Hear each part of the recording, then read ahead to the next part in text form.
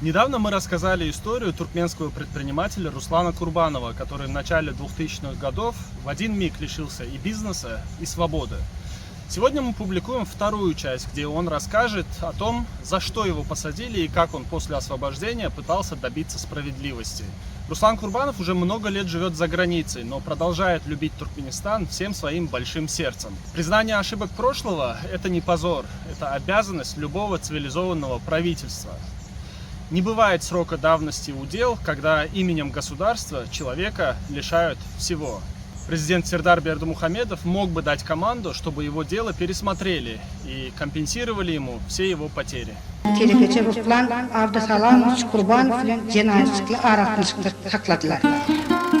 Kurban kurulduğu 1999 yıl Türkmen aşağı ayına Türkmenistan'ın Energetika ve Sanaat Ministerliğine değiştirilip Türkmen Karan Bölümçül Birleşimi İsrail'e imlerini 2000 yılda orta Korkut ayına aşağı şehrine yerleşen Türk Cemaat Hürmet Edici Öyünün İsrail'e bu imlerini satın alıp tutuklaşmaktaydı. Sonra bu Türkmen Karan Bölümçül Birleşimi İsrail'e bölümü tutukluk gerçekleştirdi. Началом всех этих бед могло послужить такое обстоятельство. Я никогда раньше не говорил эту версию, но она не исключается, потому что, анализируя эти факты, у меня сложилось понимание, что не без участия одного человека могла пройти вот эта позорная провокация. Речь идет о моем соседе, который жил буквально за стенкой Бриза. Это на тот момент глава Либавского суда Якшигильды Эсенович Эсенович. В 2002 году его назначают заместителем Верховного суда. И, по-моему, в конце 2002 года его назначают верховным судьей. Когда велось активное строительство и уже были видны очертания моих коттеджей, после покраски все это выглядело буквально как макетный, красивый, сказочный комплекс. Да, увидев это, на его части территории располагалась хибара, честно говоря. Вагончик стоял, все такое невзрачное. И он как-то обратился ко мне с просьбой, говорит: Руслан, ввиду того, что мы соседи, мы с ним общались, ходили в гости, на шашлыки приглашал, он ко мне приходил. И как-то он ко мне обратился, говорит: Руслан, слушай, сколько будет стоить такой коттедж? Вообще очень красивый, мне понравился. Я говорю: Якшигильды Эсенович, да, мои ребята могут построить, по стоимости я не могу сейчас озвучить, да, но это будет по себестоимости материалов. Речь не идет о каких-то прибылях или еще что-то. Чисто по-дружески оплатите ребятам работу и купите материалы, они вам построят. Тогда он мне сказал достаточно интересную вещь. Он говорит: а что, мне еще за это платить надо? Что у меня вызвало возмущение, удивление внутреннее. Я думаю, блин. А что, я должен со своего кармана тебе платить, чтобы тебе этот домик делать? Или я какой-то преступник, которого ты огораживаешь, или еще что-то? Я это провел шуткой, я говорю: нет, конечно, что-то этот. В общем, мы на этом расстались. Эта встреча прошла неспроста, и этот вопрос возник в то время, и почему-то я не придавал этому значению, и когда со мной это произошло, анализируя вот эти события, я прекрасно начинаю осознавать, что без его влияния, как верховного судьи, вынести такой срок, выдвинуть такие абсурдные статьи против меня, причем настолько потому что суд в конце концов мог бы повлиять на срок, мог бы как-то повлиять на решение, хоть и Атаджанова была на коне в то время, но этого сделано не было. Потому что у меня была последняя надежда на суд, когда мне вынесли вот этот просто непонятный срок. Я подумал: слушай, неужели судьи не видели всех материалов, не могли сделать выводы, что это все, как говорят, шито белыми нитками. Мы с ним встретились один раз в Союзе предпринимателей, его там наняли простым юристом. И ввиду того, что после освобождения у меня офис находился в здании Союза предпринимателей, нам пришлось столкнуться лицом в лицо в лифте, когда мы ехали, и он всячески скрывал глаза от меня, потому что он понимал, что едет со мной. Да, ему было выше этажом ехать, а я находился на 3-м этаже, а ему на 8-й или 10-й этаж. И я умышленно не нажал на 3-й этаж, чтобы не выйти раньше. Да, надеюсь, что все-таки он посмотрит на меня. Ну, честно говоря, по-человечески надо было ему плюнуть в лицо.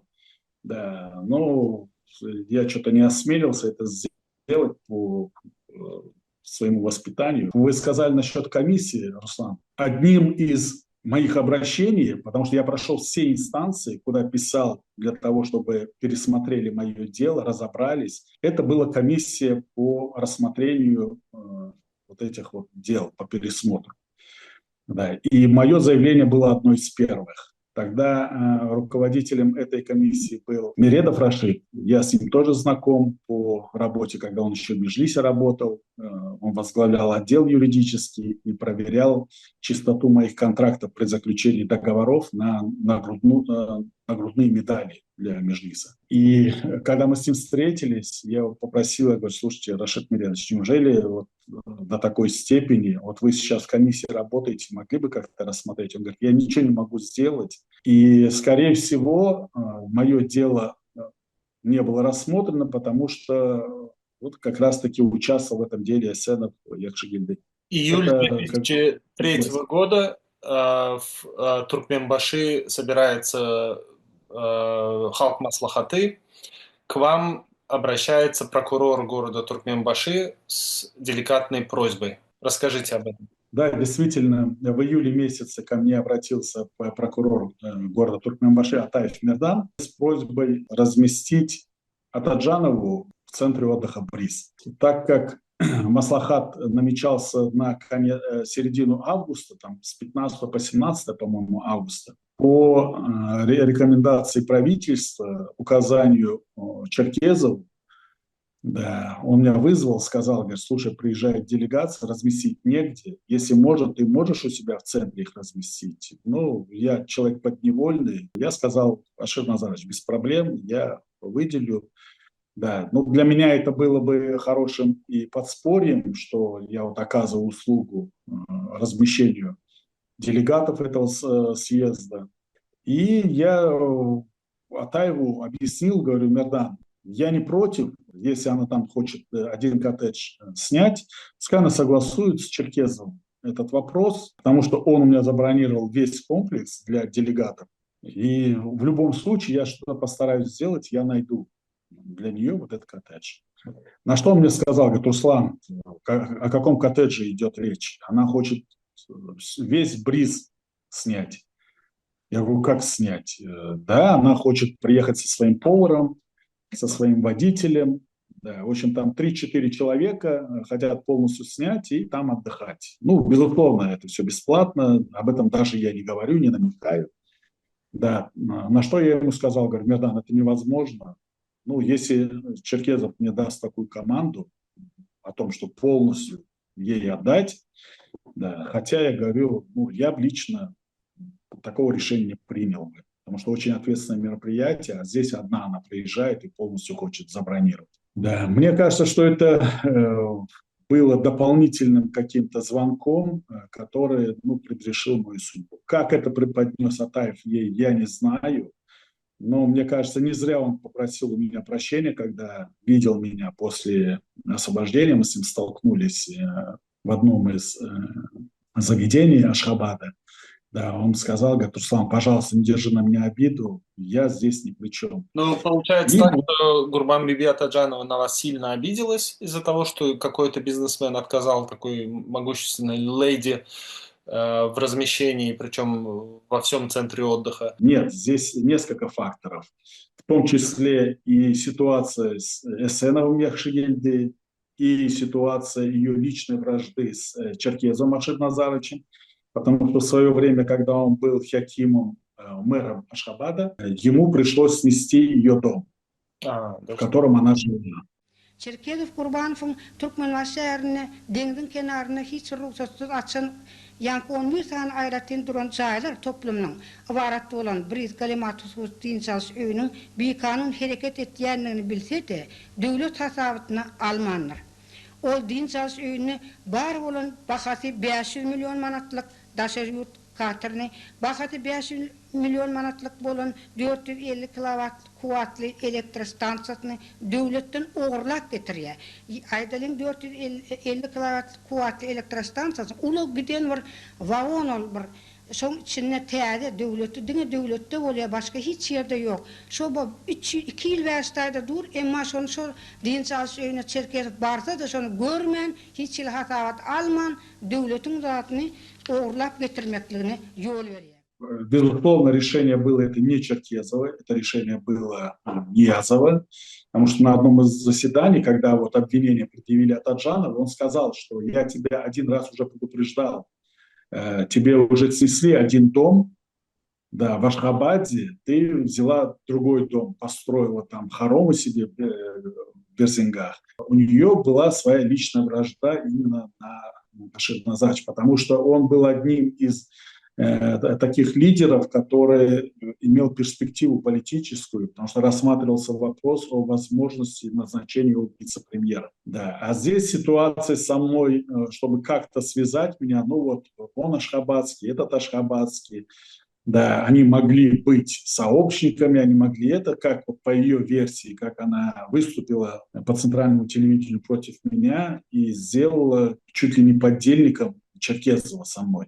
Хотя по материалам дела ни одного документа не проходит, что с Черкезом у меня была какая-то взаимосвязь или какие-то проделки. Но они указали в уголовном деле, что якобы по налогам Черкезов от моего бизнеса там заработал какие-то деньги. Это чушь просто несусветная.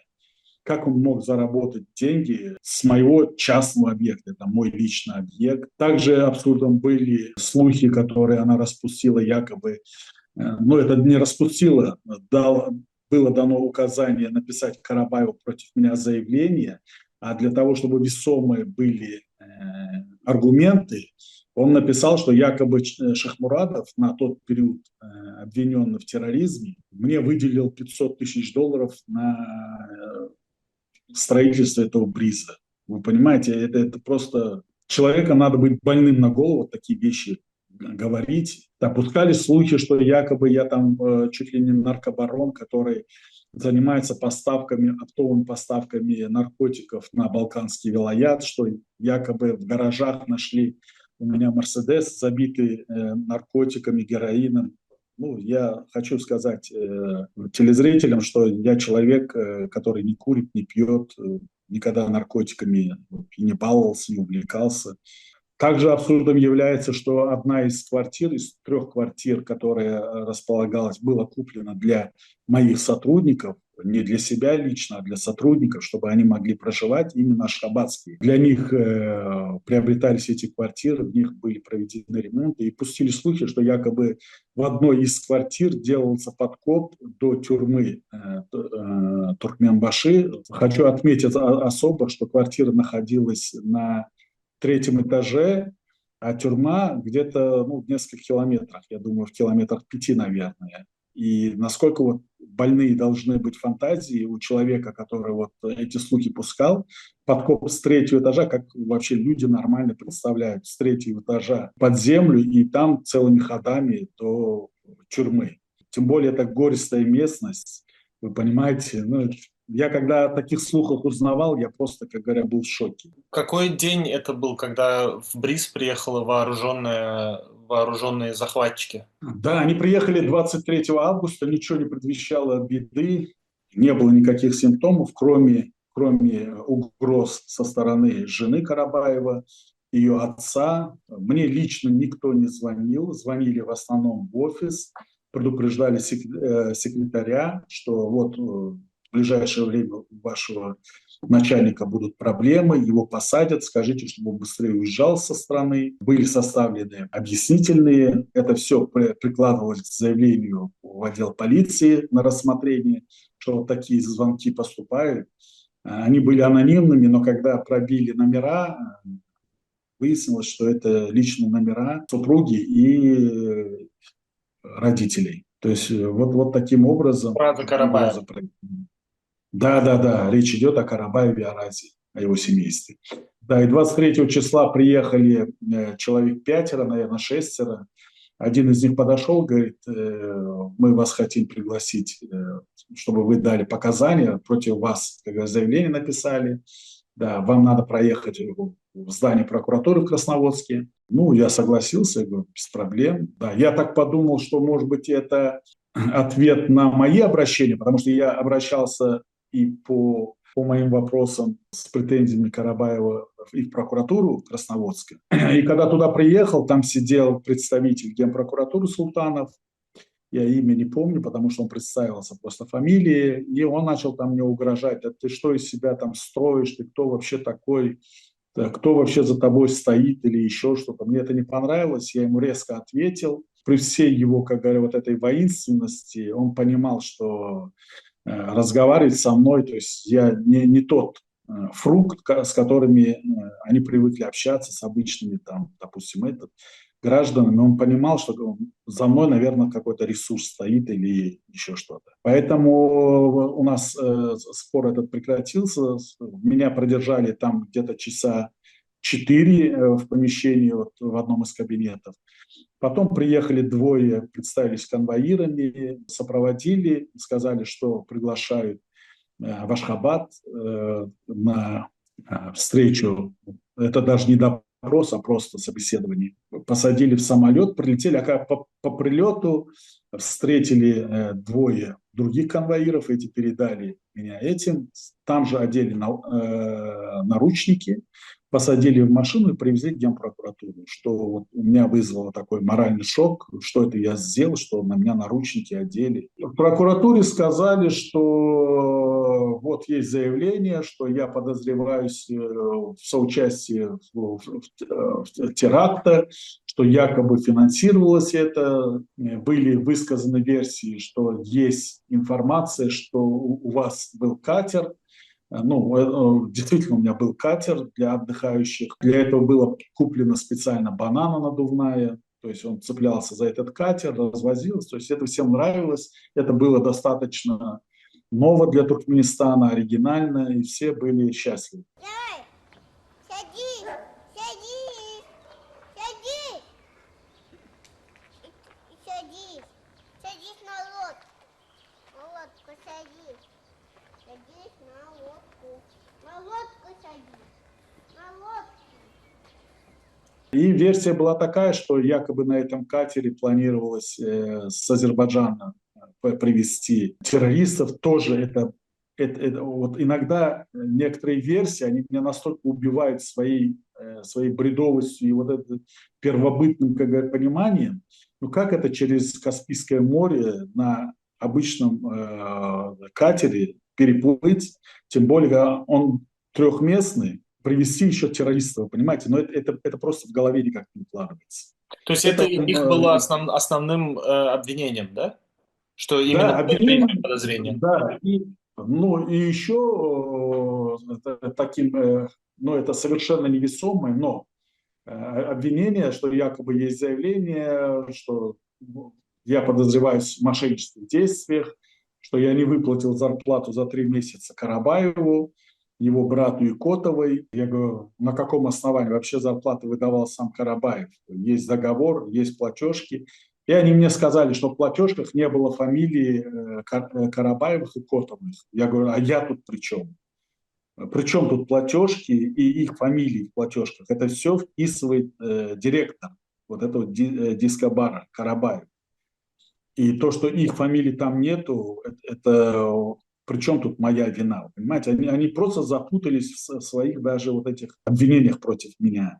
И причем Однако такого рода обвинения вам предъявляют Генпрокуратура, то есть не налоговая, не городская прокуратура там какая-нибудь. Руслан, я вам скажу больше, что вот это обвинение в мошенничестве за якобы незаплаченные вот эти 3-4 месяца, они легли в основу вынесения мне обвинения в крупном организованном там с участием нескольких лиц в мошенничестве, нанесенным ущербом, многомиллионным ущербом государству, да, для того, чтобы можно было конфисковать имущество. Вы представляете абсурдность этих обвинений, официальных от имени государства? То есть вы владелец собственного бизнеса, не взявший у государства ни маната на строительство, Ни одного маната, ни поддержку кредита. всего, вы занимались, сами у себя мошенничали и сами себя обманывали.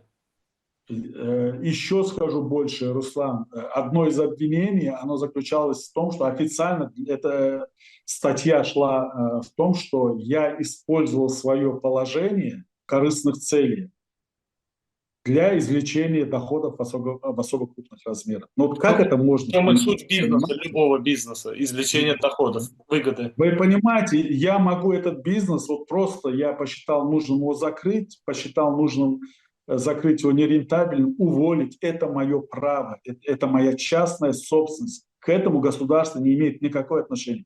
Я у государства это выкупил. Они получили полностью все деньги. Это предприятие, которое было никому не нужно, вы понимаете, я купил за реальные деньги. Все, государству я вложил свои собственные средства, инвестиции. Сейчас государство просит, чтобы заезжали международные инвесторы. Но о чем говорить, если ты уничтожаешь своего собственного инвестора, который душу вкладывает, который искренне делает для народа, для экономики. И здесь, как говоря, оказывается, что этот человек оказался чуть ли не сообщником террористов или еще что-то, а предприятие занималось какой-то незаконной деятельностью, якобы наркотой. Как это представить? Это предприятие в честь моей покойной матери. Хотел бы я создать такое предприятие, если бы у меня были бы такие замыслы, зачем мне открывать для этого предприятия? Ну подумайте грамотно, зачем мне вообще инвестировать деньги в экономику, когда я их могу инвестировать в наркотики? На беседе в Генпрокуратуре вы уже домой не вернулись, я так понимаю. Нет, все. Вот после этого меня сразу отправили в ВВС, и все, и началось. Дело в том, что в ВВС тоже там произошел казус. Меня держали несколько дней без оформления вообще никаких документов. По закону, который НИАЗов внес одно время, который запрещал проникать в жилые помещения, в собственные частные помещения без определенных документов, без доказательств вины или еще что-то. Так вот, была нарушена моя частная жизнь, была нарушена территориальная целостность моего частного имущества. То есть они просто завладели этим в один миг, разграбили все, что на складах было, отчитались по каким-то непонятным ценам. Ну, вы писали, что стаканы с логотипом Кока-Колы, пивных бокалов или еще что оценили в $2000. Вы представляете, это сколько нужно купить бокалов? Я думаю, ну, пару контейнеров это точно. А там было всего лишь, там, я не знаю, на 50-60 человек приобретено. На $2000 было оценено. И в то же время оборудование, которое стоит несколько тысяч долларов, звуковое оборудование, световое, вот эта техника, которая дорогая, да, ее оценили в $50. Ну что после этого говорить?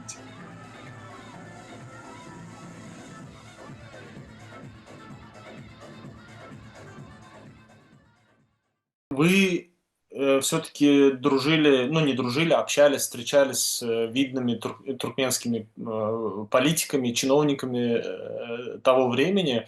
Вы по своим каналам пытались как-то пробить вообще, что за возня происходит, кто ее заказчик и куда это все идет? Не было абсолютно никакой возможности, потому что я уже был в заключении, не было ни средств связи, ничего. И на тот момент в туркменской среде, скажем, люди думали исключительно за себя, потому что в связи с этими событиями ноябрьскими, да, было понятно, что любой человек, даже из чувства, как говоря, человеческого понимания или даже выяснить, что произошло, он мог оказаться невиновным свидетелем. Достаточно было, что если проявился бы какой-то номер в телефоне, все, это приговор был.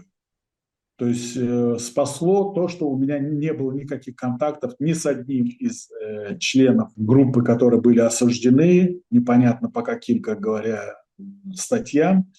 Да, не было ни одного. Единственное, что это вот заявление Карабаева о том, что якобы $500 000 мне дал Шахмурадов. И самое интересное, что эти обвинения были сняты за $10 000.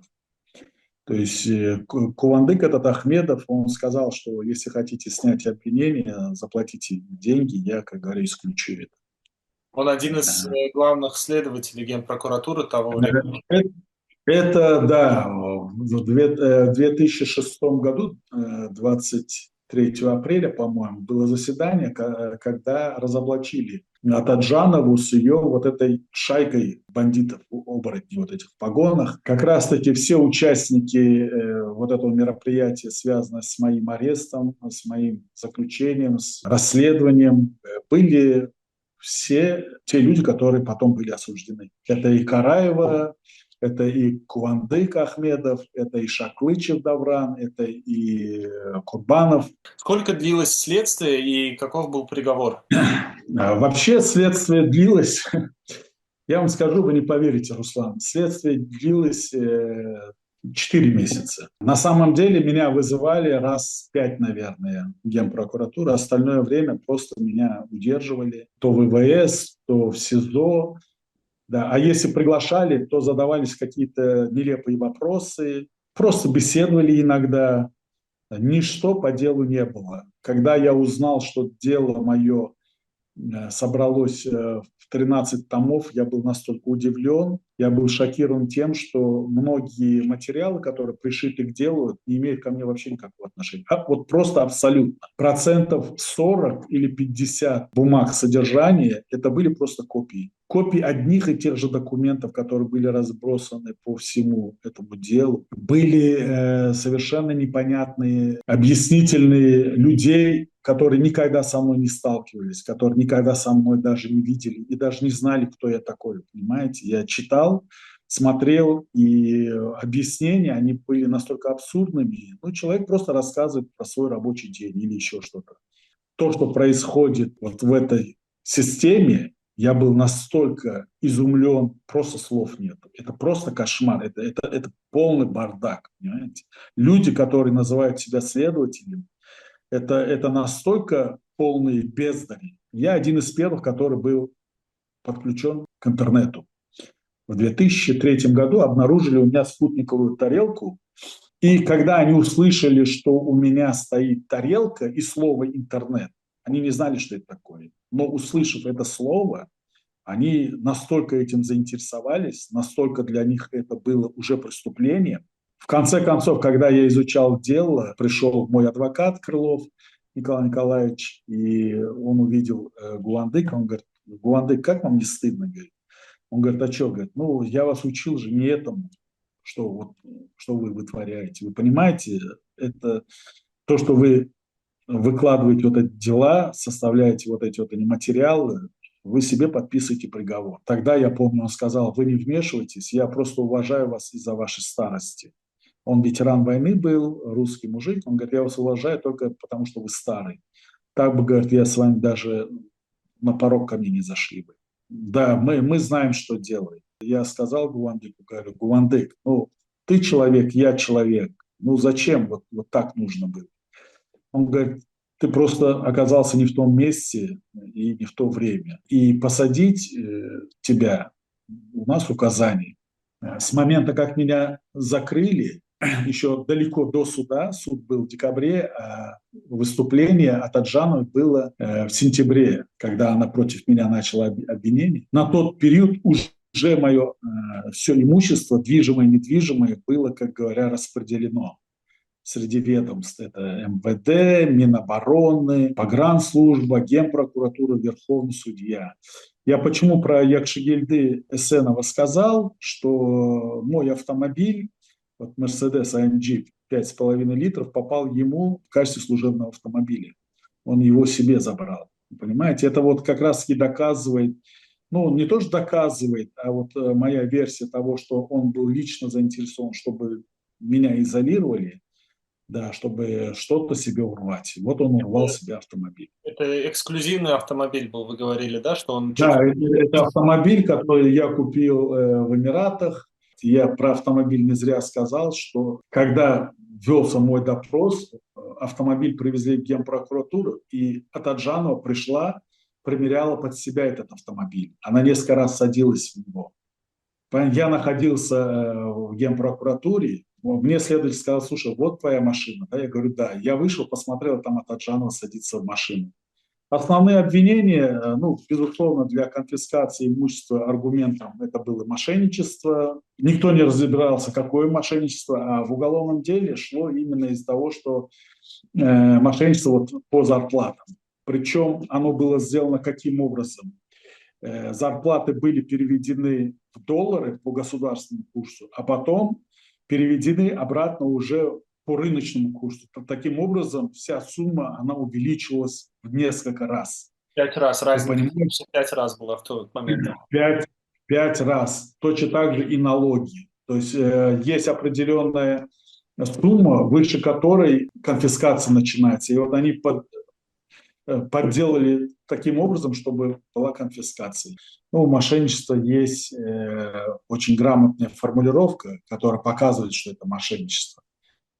Да. А то, что мне было предъявлено, была предъявлена просто статья. Остальные статьи даже не требуются упоминаний, потому что среди них, как мы говорили, была статья о том, что я использовал свое служебное положение в корыстных целях. Были статьи, связанные с тем, что якобы хулиганство, потому что был конфликт с его братом, он распустил слухи о том, что в Бризе, ну, пришел в пьяном состоянии, подрался с работниками, избил официантку, да, и пустил в городе слухи, что в Бризе там чуть ли не наркопритон.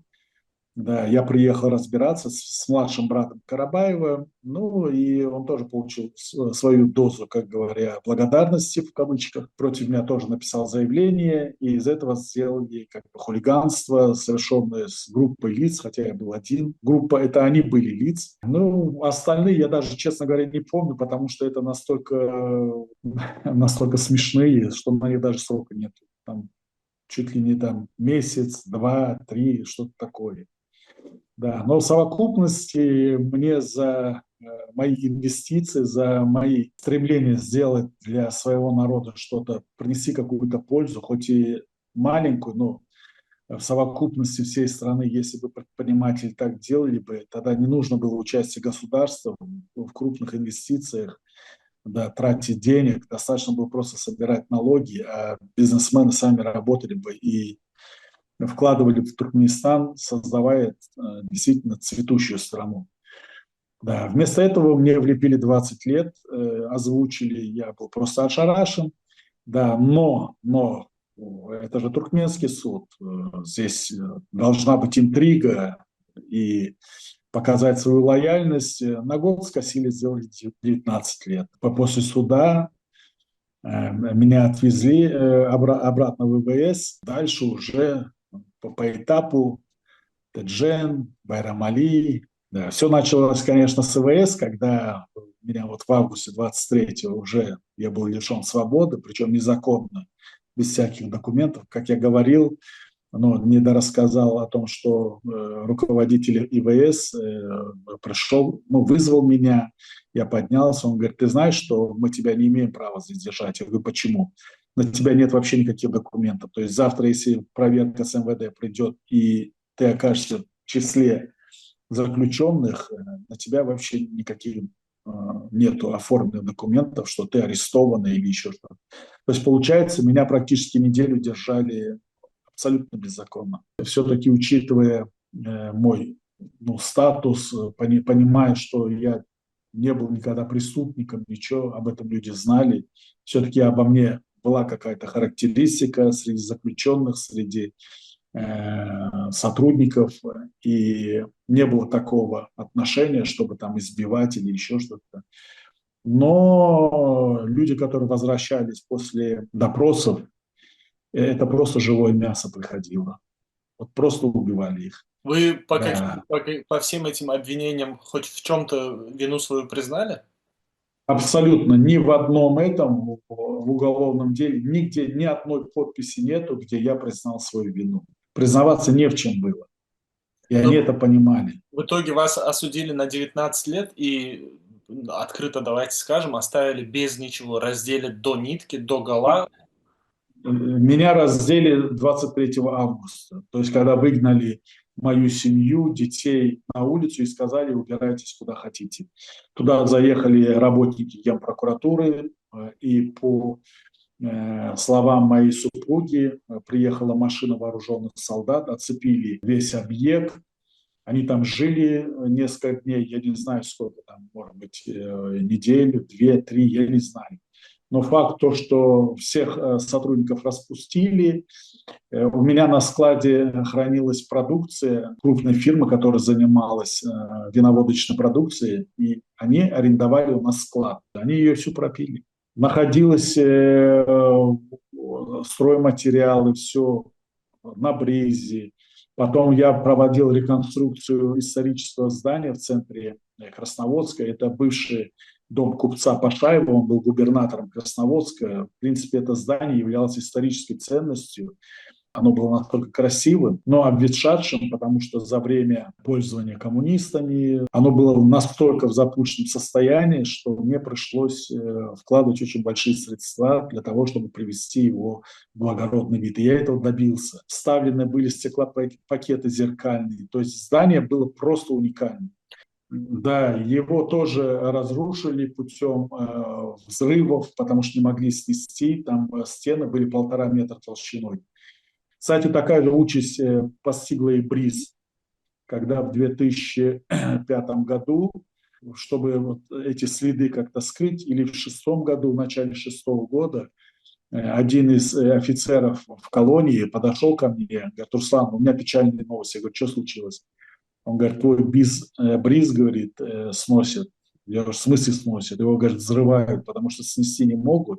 Настолько там заложена хорошая прочность, потому что у меня фундаменты были сделаны из готовых советских строительных конструкций, огромные фермы были заложены. То есть они не могли снести его, они взрывали это все. Но он еще несколько лет, Бриз еще был под ведомством. Да, вот он, да. Когда меня посадили, еще на момент следствия моей супруге предложили быть администратором в салоне красоты, вот этот кинотеатра 3D кинозала, быть администратором, ну, естественно, прибыль отдавать им, или на выбор поехать в Бриз и там быть как бы чуть ли не директором, и, естественно, всю прибыль отдавать им. То есть это еще на момент следствия. То есть это уже все имущество было присвоено, на моих машинах уже ездили, потому что один из случаев, который я хотел бы сказать, что в 2004 году жена ко мне приезжает на свидание и рассказывает историю, говорит: вечером стук в дверь, она открывает, там группа военных, ну, человек 4 или 5. Она говорит: а что случилось? Мы, говорит, пришли арестовать вашего мужа. Она говорит: в смысле? Ну, говорит, он сбил машиной пешехода, говорит, заметили ваш номер, УАЗик был, человек насмерть, пробили документы, там ваш муж. Она говорит: вообще-то мой муж уже год как находится в местах заключения. То есть и они спросили: а что с машиной? Она говорит: в Генпрокуратуре. То есть этим было все сказано. Они как оплеванные ушли. Когда я освободился, приехал в Красноводск и хотел посмотреть территорию, где раньше располагался мой комплекс, я встретил товарища, он возглавлял вот эту кадастровую палату. Он мне сказал, говорит: Руслан, а ты знаешь, что квартиры, которые в Красноводске находятся, потом вот это здание, все закреплено за тобой? Я говорю: как? Это же все конфисковано. Оно, говорит, конфисковано, но нигде не оформлено. То есть по закону они обязаны были конфискованное имущество выставить через биржу, получить средства и этими средствами закрыть иск, который в отношении меня был. Этот иск, он тоже был вымышлен, потому что никаких документов не было. Это были только пустые слова, пустые цифры из вот этих черной бухгалтерии, которые я сам лично отдал прокуратуре, чтобы они рассмотрели вот эти вот они хищения, которые Карабаев делал. Так вот эти хищения направили против меня посчитали налогов с 99 года, когда я только начинал БРИЗ, он не был не построен, ничего. Это умножили на 5, то есть сделали сумму 600 миллионов, из них 100 с лишним миллионов отдали Карабаеву в качестве вознаграждения, хотя я сомневаюсь, что он получил эти деньги, может быть, они сами и получили их, а ему просто, как говорят, показали, что вот якобы взяты с меня. Ничто не было продано, потому что в компенсацию иска, даже продажа одного вот этого Мерседеса, он бы покрыл все расходы исковые. То есть это просто был грабеж от имени Туркменистана. Рейдерский Вот захват. такой был. Рейдерский захват именно в виде грабежа. В виде грабежа. Сколько вы в итоге отсидели, как вы вышли и что потом случилось? Вы уехали, ну, Отсидел в общей сложности я 3,5 года. Вынужден был отсидеть, мог бы гораздо больше, потому что закон бумеранга, он работает. И когда взяли Атаджанову, когда состоялось такое же публичное выступление, которое она любила в отношении других, в такую же ловушку попала она сама. То есть ее саму обвинили, причем она подтвердила, что это все было. Ниязов указал на то, что грабила не только она, а целая группа, в которую были включены те следователи, которые участвовали в моем деле, что наглядно демонстрирует их вину, сфабрикованность этих обвинений. В итоге мне в 2005 году поступило предложение попасть под помилование за мои же деньги. Потребовали $25 тысяч. Да, у нас средств вообще не было в семье, потому что мы были полностью, как говоря, обесточены. У меня не было никаких, как говоря, хранений за рубежом, потому что все деньги я вкладывал в Туркменистан. С нас забрали $25 тысяч, представились, что курирует это дело бывший глава УВД Ашхабада Шахир Курбанович, и его сын был уполномочен вести эти переговоры через общих знакомых. Да, забрали эти $25 тысяч, в оконцовке, естественно, меня не освободили, деньги никто возвращать уже не собирался, их просто потратили на себя. Да, и только в следующем году, после того, как с ней произошло это, мне предложили, то есть по линии Министерства национальной безопасности, оказать содействие, чтобы меня освободили. Да, тоже получили $25 тысяч, освободили за мои же деньги. За ту вину, в кавычках, за которую я отсидел непонятно, ради чего, ради кого. Вот я не бью себя в грудь, ничего, я говорю, я не виновен. Я вложил свои деньги в Туркменистан. Исключительно свои деньги, не ворованные, ничего, заработанные своими руками, ногами, головой.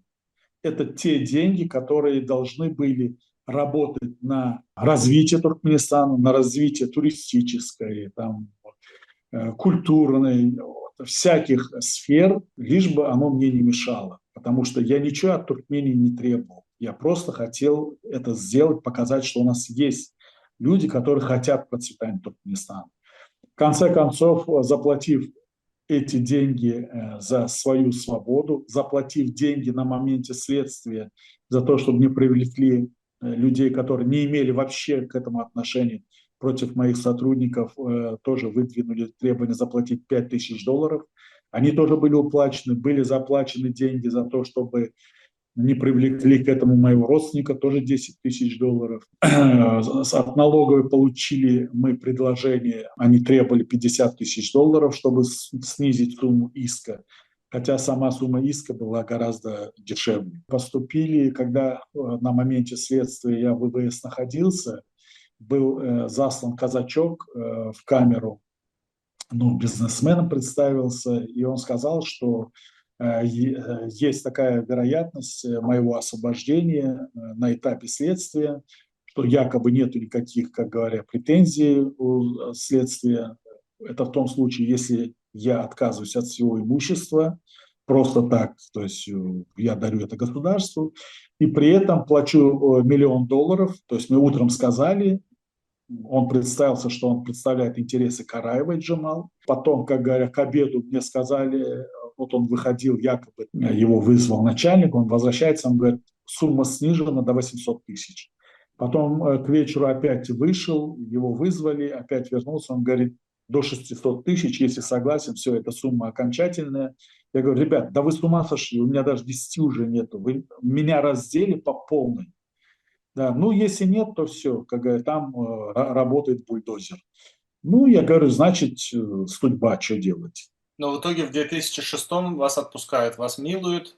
Да, в 2006 в апреле обвиняют Атаджанову, ко мне обращаются сотрудники, вернее, не ко мне, а к моей супруге, представители следствия Комитета национальной безопасности, просят дать показания против следователей. Ну, супруга сказала нет. Если у нас шанс есть, что муж может выйти, я не хочу опять в это дерьмо влазить. Пускай, как говорят, мы потеряем эти деньги, мы не против кого не будем давать показания, потому что это может опять, как говорят, вернуть ситуацию, и меня просто уничтожат, чтобы, как говорят, такого свидетеля не было. Потому что остались работники еще, как говорят, доверенные Атаджановой, уполномоченные, родственники, друзья, я не знаю, те люди, которые они обязаны ей, да, остался в конце концов верховный судья, то есть, ну, много факторов. И вот мы решили, как говоря, никаких показаний не давать. После моего освобождения, буквально через полгода, когда сменился президент, я написал, потому что одно из решений Бердымухамедова Гурбанкулы являлось в мае месяце, он создал эту комиссию, ну, якобы по реабилитации, по пересмотру этих дел. Я один из первых подал заявление, естественно, оно было не рассмотрено, мне даже ответа не поступило. А в дальнейшем практически все структуры, начиная от Генеральной прокуратуры, налоговой, Комитета национальной безопасности, МВД, Министерство юстиции, Институт по правам человека, то есть практически все инстанции я прошел, подавал обращение. И самое главное, я не указал, это обращение было к президенту Туркменистана. И кроме бумажного обращения были и видеоносители на SD-картах, на флешке, были переданы, где я лично выступил. 4 видеообращения были, которые объясняли, рассказывали суть, все, что произошло. Но мне кажется, что до него даже не донесли. Все ответы мои, вот эти вот, с которыми обращался, как под копирку, были, как говоря, шаблонной отпиской. То есть все говорили, да, все правильно вас осудили, понимая, что я никакую справедливость не добьюсь и ничего не дождусь. Было принято решение уехать с Туркменистана, потому что у меня было двойное гражданство, и мне непонятна была ситуация с российским посольством, когда меня арестовали. И вот это все выдвигали, хотя я дружил с послом, тогда был Щелкунов Анатолий Викторович, и я не понимаю, почему они ничто не сделали для того, чтобы своего гражданина, ну, как российскую семью, даже не гражданина, а семью, потому что у нас у всех было гражданство, не вмешались в это дело. Но понимая, что никаких перспектив нету, я вынужден был уехать в 2015 году. И, кстати, такой нюанс, когда я уезжал, на меня была оформлена машина, микроавтобус. Были пройдены все процедуры на уже окончательный отъезд, я выписался, все семью отправил и должен был на машине выехать, продал квартиры. И когда приехал оформляться в ГАИ, отдал документы, чтобы получить транзитный номер. Ко мне вышел представитель ГАИ и сказал, мы вашу машину не выпускаем. Я говорю, с какой стати? Ну, мол, у вас когда-то было там уголовное дело, то все. Я говорю, а какое это отношение имеет? Я отсидел, машина моя, она оформлена по статусу.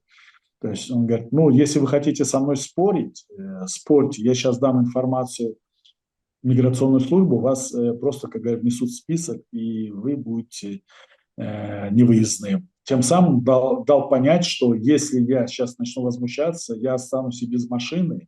Ну, может быть, машина, мне ее вернут там через суды или еще что, но я буду невыездным.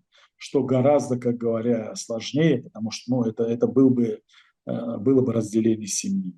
Пришлось мне оставить машину и улететь просто в тапочках на досадку, в ближайший рейс, лишь бы с этой страны выехать. Вы не понимаете, насколько я человек патриотичный, насколько я люблю Туркменистан и любил его. Даже пройдя через все вот эти испытания, в 2008 году я создал новый проект базы отдыха из купольных домов, такой очень оригинальный дизайн, потому что тогда Бердымухамедов, он заявил о том, что собирается строить и вливать большие средства в Абазу. Я тем самым хотел напомнить о себе, что вот есть шикарный проект, я готов его построить, ну, если государство мне закажет, с использованием современных технологий, то есть это было настолько эксклюзивно, да, но мне его вернули цитатой Храмова, что нет, его нельзя обратно пускать, потому что Виктор Михайлович, он меня знал лично, и почему такое решение они приняли, ну, я вообще не понимаю. Да, я оттуда уехал, потому что не было правды, и в 2015-2016 году я решил, как говоря, обратиться уже в международные структуры. Ну, в данном случае речь идет о комитете по правам человека с приложением всех копий моих обращений для того, чтобы они разобрались и помогли мне, как говоря, ну, хотя бы рекомендовать Туркменистану обратить на это внимание и вернуть мое честное имя.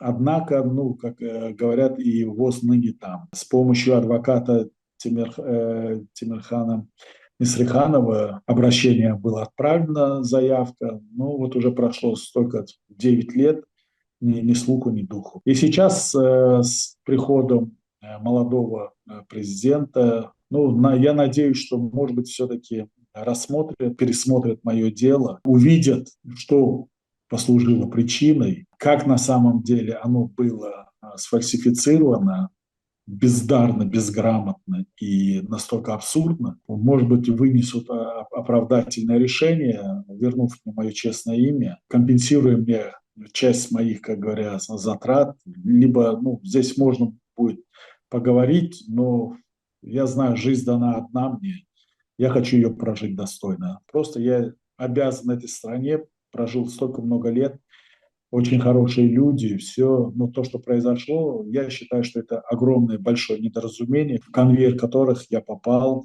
и остался практически без ничего.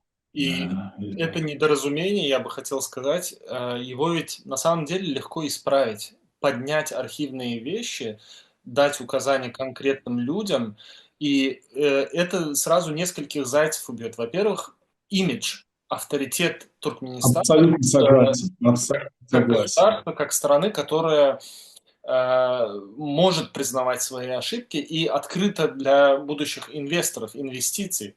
Ведь стране они нужны. Это сделать, я бы хотел сказать, очень легко. Было бы политическое желание, и я надеюсь, что это видео дойдет до нужных людей в Туркменистане. Потому что, в конце концов, разбрасываться вот такими визионерскими людьми с визионерскими какими-то идеями, целями и желаниями, ну, это как минимум непрофессионально. Вот я читаю новости, например, что в Узбекистане творится, что происходит там. У них совершенно иной подход к этому.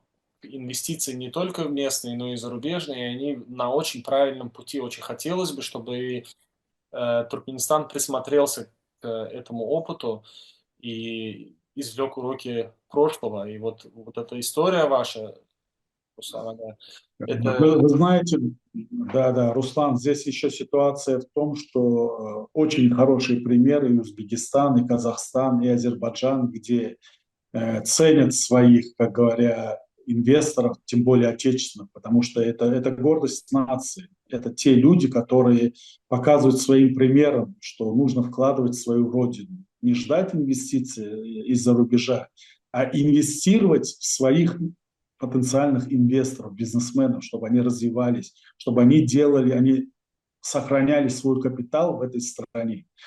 Да, кроме этого, я хочу сказать, что это один из тех примеров, где я совершенно спокойно и уверенно могу сказать, что хотите, придумайте, что хотите, любые обвинения. Ни на что у вас нету никаких аргументов. Против меня ничего нету, потому что я ничего преступного не делал. То, что из меня сделали преступники, это делали именно те преступники, которые в будущем были пойманы с поличным, у которых миллионы, вы понимаете, изъяли, у которых масса техники, 30 тысяч ведер, это просто безумие, вы понимаете. Брать взятками 30 тысяч ведер, это настолько как бы примитивно, это настолько позорно. В нормальных цивилизованных странах, когда происходят такие события, человек, который опорочил звание вот этого генпрокурора, вы понимаете, все дела пересматриваются. Да, пересматриваются, потому что ну, виден злой умысел, видна корость, видна как бы заинтересованность экономическая. Я не понимаю, чего Туркменистан боится. Ну вот я яркий пример, это я не преступник, я не убийца, я не наркоман, я не насильник, ничего. Я нормальный человек, который вложил все свои вот искренние деньги. То есть я их мог бы вложить в Эмираты, я их мог бы вложить в Европу, в Америку, я процветал бы сейчас, но был бы вдали от Родины. А сейчас я вдали от Родины, я заклеймен каким-то позорным вот этим обвинением, которое я вот чисто по-человечески не заслужил. Это вот благодарность от государства за то, что я сделал для этой страны, понимаете, за то, что я все свои деньги, моя семья вложила, да, и остались мы оплеванными, и никто не хочет слушать, понимаете. Самое обидное, что вот они считают, что это нормально. На 1 минуту вам слово, вам микрофон. Обратитесь к президенту Сердару Бердымухамедову. Что бы вы ему сейчас сказали? Надо повернуться лицом к народу, да, и народ тебя сделает реальным героем, настоящим героем, который останется на долгие годы. Вот эта практика ограбления бизнесменов или еще что-то, вот эта отборная политика в бизнесе, она ни к чему хорошему не. То есть, чтобы о тебе помнили, как действительно человек, который, как говорят, сделал для народа хорошее. Не заявлять это с экранов телевизора, а реально делать, помогать. Мой пример, я не знаю, насколько будет это все, как говорят, ну, захочет государство рассмотреть мою ситуацию или не захочет, я не знаю. Да, я считаю обязанным, чтобы люди знали, что были такие люди, которые старались сделать для страны искренне, честно. Они есть, они живут. Если Вот бы так. ваше дело сейчас пересмотрели и вас позвали бы в Туркменистан, вы бы поехали бы? Если были бы гарантии безопасности, если бы это было сделано именно от первого лица, без всяких, как говоря, интриг, без ничего, с удовольствием поехал. С удовольствием. И если государство мне помогло бы, дало бы шанс, чтобы показать себя, показать свои способности, я хочу сказать, да, я потерял более 20 лет на все вот эти вот негативные последствия, но у меня есть силы, у меня есть желание, и цели мои, они никуда не пропали. Я не ищу месть. Я очень надеюсь, что вас услышат. Спасибо вам большое за вашу историю. Я желаю вам крепкого здоровья, желаю вам не терять надежды. Дай Бог, все получится. Спасибо еще раз.